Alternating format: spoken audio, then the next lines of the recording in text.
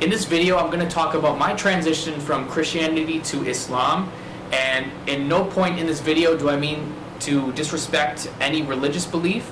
And I love my family, and I have no intention here to disrespect them as well. I'm just going to tell you guys my story and how I came to Islam. My process of coming to Islam was very gradual, and I'm going to take you guys through the different stages of my life, because that's going to give you the full picture of how I came to Islam. So growing up, I came from a town outside of Toronto, Canada. It's a small town. Although there was like some level of multiculturalism, most people were Christian and white, and so my family was Christian. My mother's Catholic, and my father just identifies as Christian. I went to Catholic elementary school, Catholic high school, and Catholic church as well. And I always had like a firm belief that God existed throughout my life. The thing is, like, when I didn't feel that strong connection when I went to church. So I would sometimes go to church, like especially on like Easter and Christmas time, but I wasn't someone who went to church like every single Sunday. And I didn't feel like that strong of a connection with God, and I didn't really understand a lot when I went to church. By the way, is getting to church every Sunday considered as the yardstick or the idea of a good Christian? Meaning that if someone is a good Christian, would it be expected for him to go to church every Sunday? Because I'm asking this in terms of, is it like obligatory or almost obligatory, or it is just optional, but a good Christian would be expected to be there? I'm just as a non-Christian looking from the outside, right? We do know the association with Christian and church on Sunday, but I do not know, is it a teaching, or is it a norm, or what? The same thing, even though I went to a Catholic elementary and high school, I didn't feel like I really learned a whole lot about Christianity, even things like learning how to understand the Bible, for example. I didn't really feel like I learned very much. However, I still always maintain that strong faith in God. In terms of Islam, I didn't really actually have a whole lot of exposure to it growing up. The only things I was really told about Islam were ideas from my parents and from the media, and they're basically like, Muslims are terrorists, they're there to cause harm, you shouldn't associate with these kind of people. And so I didn't really pay too much mind to it at first because I wasn't really around Muslims. However, when I graduated from high school, things changed quite a bit. So I went to a university that was only like 10 minutes away from my small town, and I noticed there were like quite a few Muslims. And my family always like cautioned me, like, don't get too close to these people. If you want to work together with them, that's fine, but don't get too close. And so that first year of university, I'd say, is like the first time I started questioning my faith a bit as a Christian. And there was a period where I actually came across someone who was Christian online, and this was completely unintentional and completely random. And over time, I started chatting with them a little bit, and then they started telling me a little bit about their beliefs. And this made me feel good at first because I felt like I connected with someone who was Christian. The school I was at, there were a lot of Muslims and people I didn't feel like as strong of a connection with in terms of religion. So it was kind of like bringing me back to where I was before university. And I'm not really sure I understand the context, because when he said he met someone Christian online to chat about religion, I think. Wouldn't it be a lot of Christian in the university? Even though he said there's not more, but there's a significant number of Muslim there. But I would still assume that majority is Christian, right? So why did he need to have a Christian that is met online And so this person started actually telling me their beliefs about Christianity, and then they started telling me how to read the Bible. And at first I was a little bit skeptical, but over time they kept convincing me, like, to start reading the Bible, but to read it in a literal way. So to take basically biblical verses and read them word for what they mean. And at that point, I started getting more and more immersed into it and what they were telling me.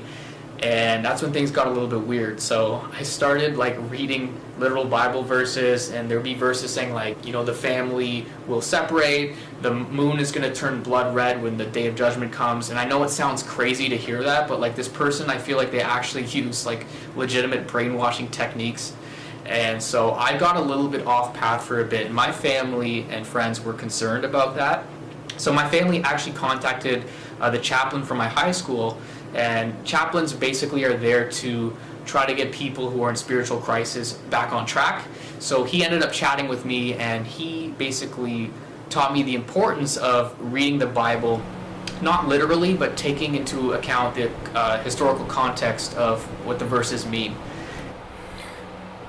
So, is that some kind of a specific type of Christian or Christian movement that have that, going back to the Bible literally, and that causes,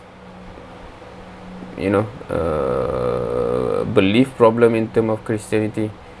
Because that's how I understand it. Maybe someone who is more in the know or exposed to it, can you share? And from chatting with him, he pretty much got me back on track, realizing how extreme I was acting. And so that brought me back to just being regular and Christian again. So a few years went by and everything was going well, and then I ended up meeting with Mubina, and we actually have a story about how we met, but I'm just going to summarize the parts that are relevant to my story as, through my conversion to Islam. So we met through an online group, and at first I was like, okay, let's work together. And so we ended up taking a lot of courses together, and over time we started developing some level of a bond. And my family kind of took note that we were working together for quite a bit, and they started discouraging me from talking to her. She's like, you guys are talking together too much. Although it's about work, you should keep a distance. And so I kind of got pressured, and it got to a point where I cut off my relationship with Mubina completely for like a week or two. And we ended up reconnecting after that because, we had worked together so much that I kind of like enjoyed talking to her. But obviously I knew like there was a distance between us, and she was Muslim, I was Christian. But as we continued to get to know each other, there would be times when Mubina would actually ask me questions about my faith in Christianity. She would ask me questions like, why do you guys keep a Christmas tree? Why do you guys believe in the Holy Trinity, and why do you eat pork? Those are just some examples. And I tried to give her explanation as to why we did those things, but I felt like my answers for her were not making sense. So she ended up actually contacting the chaplain that helped me earlier, and even his answers weren't really resonating with her at all. And there would be times when I would actually ask her questions about Islam just out of curiosity, but whatever she would tell me about it, I would kind of like shoo it away and just be like, no, it's okay, I don't want to learn too much about this, because I knew that if I actually started liking anything about Islam, that my family would have a conflict with me. So I had to kind of like pretend, like just not take any interest in it. And so things started changing a lot around the time when we graduated. My family noticed how many years we were working together, and they started like making jokes, saying things like, oh, you guys are probably going to get married. We even got to a point where my mother and sisters took me in the kitchen, and they're like, listen, we know that, you guys have been talking quite a bit. Are you going to convert out of Christianity to be with this girl? Like, are you serious about being Christian? And I was kind of shocked by that conversation, but I was like, no, I assure you guys, I'm Christian, I'm firm in my belief, you have nothing to worry about.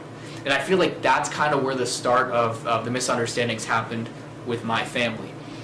And so we graduated school, and Mubina and I were in a bit of an awkward position because we didn't really have any reason to continue talking. And I understood Islamically that, as a Muslim, we could work together, like her and I could work together, but we couldn't really maintain any relationship outside of that. And seeing as we weren't working together, we had to kind of make some decisions. And I started taking it upon myself to start chatting with other people, because I had moved out for graduate school at that time, and I started trying to meet new people, and I knew that like our relationship was kind of like in a difficult spot. And so, long story short, I had to really reflect on our relationship and our direction. And after thinking about it for like a whole afternoon, I realized that, I didn't want to, continue without Mubina in my life. And so at that point, I confessed to her that, I think I had feelings for her, and I knew that she had feelings for me. But we both realized that we still had that religious barrier coming between us. And living at home, I never really gave Islam a chance because I knew about the conflicts that would happen. And Mubina took more of an effort to really understand Christianity. So I felt like, it was only fair at this point, now that I'm free to learn about Islam, that I would actually give it a chance. And so I told Mubina, there's no way I'm going to convert for you. I don't even believe in Islam. There's a lot of questions I had and doubts that I had about Islam. But I told her, what, I'll give it a chance. Let me research it a little bit and learn more about it. And so I started researching, I started watching videos, I started asking her more questions about it. And the more and more I learned about Islam, the more I realized, like, wow, I actually kind of like this. It makes a lot of sense.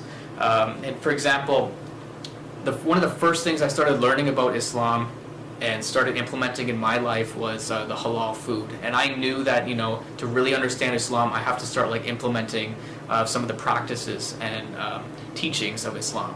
And so I started actually learning about halal food, started learning about the ingredients. I actually went to the grocery store and started picking out some halal food.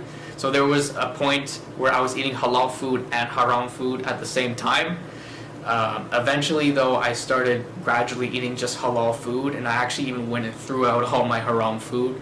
I started learning about the prayers, and what I really, really liked about the prayers is that it had a structure. So I started learning the movements of the prayers. I started praying at certain times. So about this, I think I have watched a lot of videos before where non-Muslim try to do certain actions, rituals, religious teaching of Islam, like trying to fast, etc., etc., etc., right? Because I think from the belief system of the others, right, it is not wrong to do that, right? Meaning that when he try to eat halal food, because halal food is just additional layer of from, I don't know what is permissible in Christianity, meaning that what is permissible in Islam in terms of the food is a subset of it, right? Basically. So if you just go there, you do not do anything not permissible in Christianity, right? If that make any sense.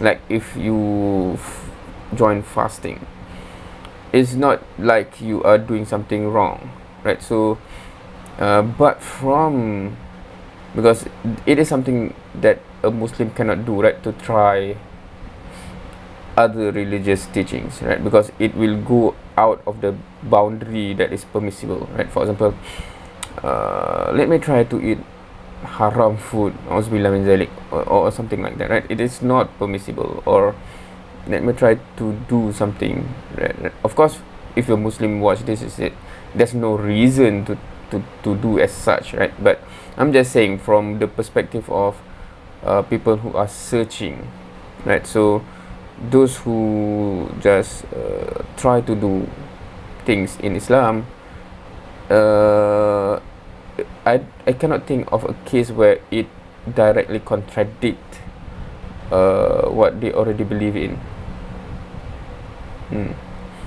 Times, even at Fajr in the morning, and I was like, wow, this really must keep you guys on track, because I felt one struggle as a Christian was there was no structure with the way I pray, with the way I give charity. Like, I felt like I wasn't really having as strong of a connection with God because I wasn't able to. Like, I didn't really have any structure and ability to, keep that strong relationship with God.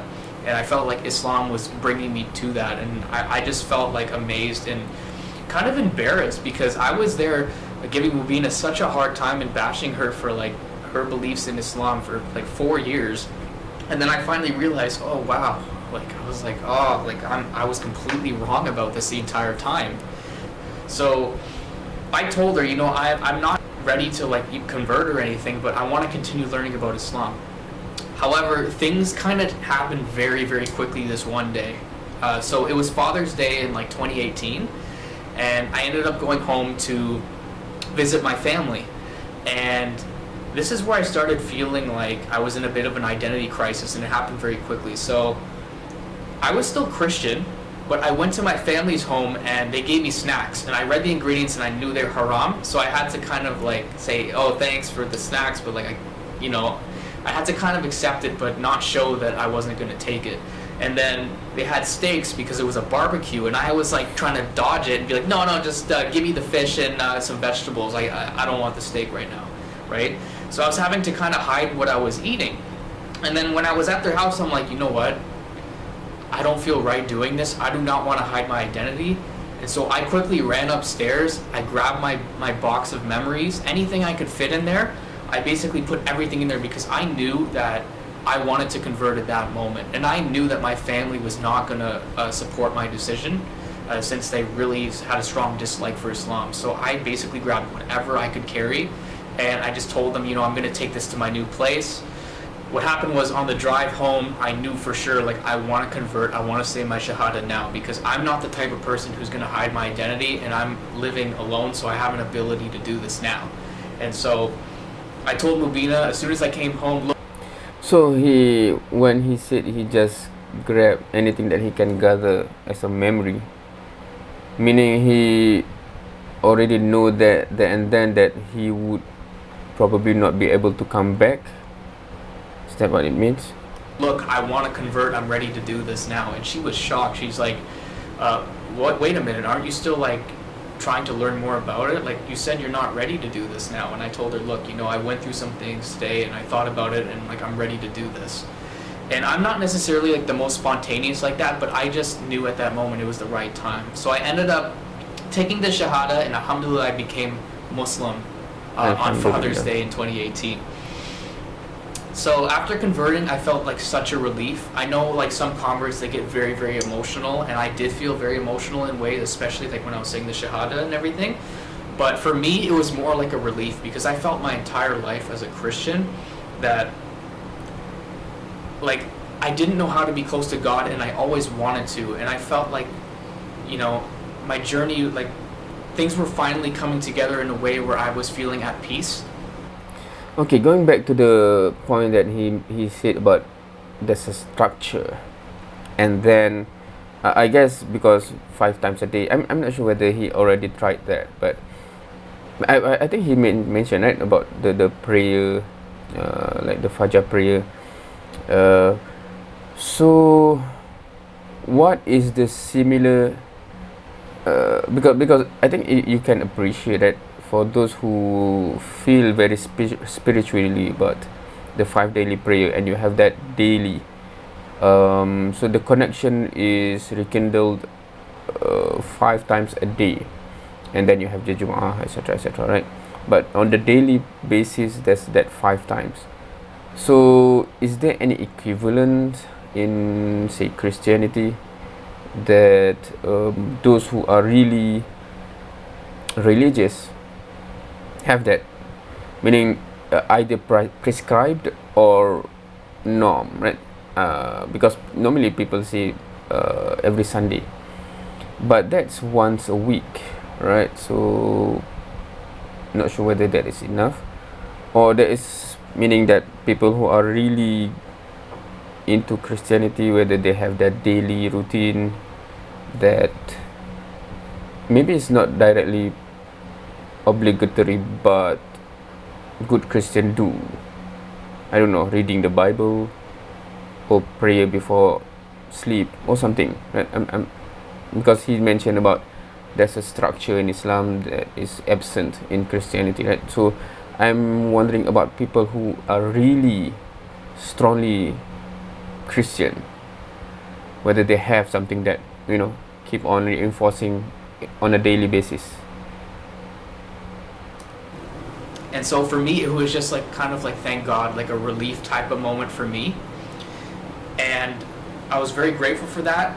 But after converting, I knew there were still some challenges ahead. So I just started a new position, as a master's student, and I just started a few months ago. And so I was a little bit concerned growing up with all these negative stereotypes of Islam, like what are my coworkers going to think about me converting? And then I was like, what are my friends going to think about me converting? And then I was like, oh no, what are my family going to think about me converting?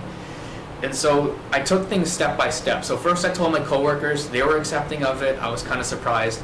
I told my friends, they were accepting of it. I was again surprised, but I was like, the next challenge is telling my family, and I knew that was going to be really difficult. So I spent like the next month thinking about what's the best way to tell my family about me converting. At first I was thinking, well, I could tell them in person, but then I was like, what if it's hostile? What if they completely what if it's like a big conflict? And so I thought again, and I was like, maybe I'll tell them on the phone. But then I was concerned that I wouldn't get my message across and I'd be very emotional about it. So I'm like, maybe the best step would be to message them first about this, and then maybe we can transition to a phone call. So I put together a message, but when I did that, I thought to myself, I'm like, I want to pursue a relationship with Mubina, and I want to convert to Islam. I don't want to keep shocking my family, so why not put everything in one message and just get the big shock over with, and then we can hopefully move on. So in that message, I mentioned to them in summary that I converted to Islam and I want to pursue a relationship with Mubina. And I knew that they weren't going to take it well, and that's sure enough what happened. So my family were really disappointed and upset with my decision. And I knew that they weren't really going to be a state of reasoning why I was doing that, but I tried anyway to reason and explain why I made that decision. They weren't hearing it. They even thought that Mubina brainwashed me into converting to Islam. And so through that process of reasoning with them for the next few days, they actually showed up at Mubina's home and tried to question and interrogate her about why I converted to Islam. Alhamdulillah, and thankfully they actually didn't find her family. And there were a few concerns I actually had with that, because for one, her family were feeling really distressed and scared because my family were trying to find them. And two, I was trying to leave a good impression, because I knew I was going to work towards a proposal with her family, and I didn't want them to think like I converted just for her or I was doing this for the wrong reasons and just to give off a bad first impression. And so thankfully things worked out and started cooling down. I was still in touch with my parents and trying to explain to them why I converted, but they still weren't happy with it. And then what happened was I was trying to get to know Mubina's family in this process, and it was very difficult for me because I was coming to a new religion. I was trying to understand their culture and respect their culture as well, and I didn't have my family support there, so it was just me entering a whole new family and getting to know them. So that was pretty challenging for me. And eventually, after gaining their approval to marry Mubina, we ended up getting married, alhamdulillah. The marriage for me was bittersweet because, the night before getting married, I even received some kind of disturbing and hateful messages from my family about, my decision to get married and to be with Mubina. And so that was on my mind a lot during the day we got married. Also, I didn't have anyone on my side attend our wedding because, it was just a lot to go through, and I just wanted to be married, and I didn't want the stress of managing so much all at once. It was already very overwhelming.